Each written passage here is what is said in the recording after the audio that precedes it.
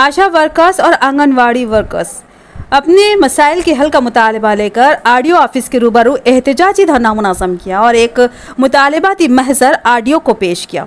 इस मौके पर उन्होंने कहा कि आशा वर्कर्स को मुस्तकिल करते हुए सरकारी मुलाजमीन का दर्जा दिया जाए। इसके अलावा तमाम anganwadi teachers, helpers, mid day meal workers के मसाइल को हल करने का भी मुतालबा किया गया।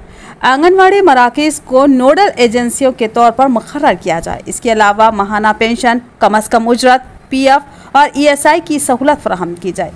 उन्होंने हुकूमत से मुतालबा किया कि आशा वर्कर्स और आंगनवाड़ी टीचर्स के मसाइल की यकसवी के लिए इक़दाम किए जाए और 4 लेबर कोड को फौरी तौर पर मनसूख किया जाए। నా పేరు రాజేశ్వరి, నేను మండల అధ్యక్షురాలిని। పనికి తగ్గ పారితోషికం అని చెప్పేసి చెప్తున్నారు।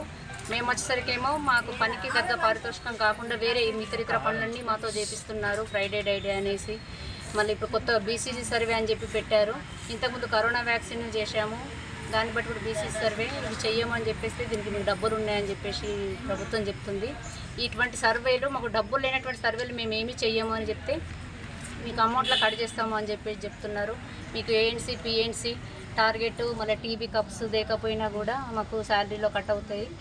అందుకని చెప్పేసి మాకు ఫిక్స్డ్ వేతనం అనేది ఈ కొత్త ప్రభుత్వము ఫిక్స్డ్ వేతనం చేస్తాన్న ఉద్దేశంతో మేము ఈ కొత్త ప్రభుత్వం తెచ్చుకోవడం జరిగింది। ఈ వచ్చిన 6 ఏళ్ల తర్వాత కూడా మమ్మల్ని గుర్తించకపోతే మేము అయితే ఏం చేయాలో అర్థం కావని పరిస్థితిలో ఉన్నాం। మేము డిమాండ్స్ డే సందర్భంగా దేశవ్యాప్తంగా అంగన్వాడీలు, ఆశా వర్కర్లు, మధ్యాహ్న భోజనం, గ్రామ పంచాయతీ స్కీమ్ వర్కర్లు అందరూ కూడా దేశవ్యాప్తంగా డిమాండ్స్ డే సందర్భంగా ఒకరోజు ధర్నా చేసి ఆర్డీఓ గారికి వినతి పత్రం ఇవ్వడం జరిగింది।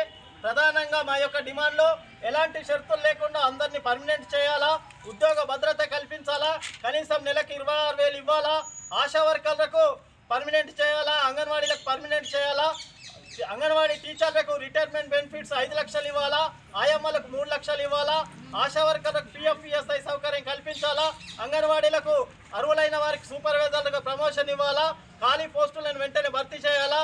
కేంద్ర ప్రభుత్వము, రాష్ట్ర ప్రభుత్వము అంగన్వాడీలతో, ఆశా వర్కర్లతో అనేక స్వచ్ఛంద సంస్థల యొక్క కార్యక్రమాలు చేపిస్తూ, అనేక సర్వేలు చేపిస్తూ, పని భారాన్ని పెంచుతూ, వేతనాలు పెంచకుండా అంచువేసే ప్రయత్నాలు చేస్తున్నాయి। ఈ పద్ధతిని కేంద్రము, రాష్ట్రము మానుకొని అందరికి కూడా మా సమస్యలు పరిష్కారం చేయాలని, లేని పక్షంలో దేశవ్యాప్తంగా, రాష్ట్ర వ్యాప్తంగా పెద్ద ఎత్తున ఆందోళన పోరాటాలు నిర్వహిస్తామని సిఐటిగా కేంద్ర రాష్ట్ర ప్రభుత్వాన్ని హెచ్చరిస్తున్నాం।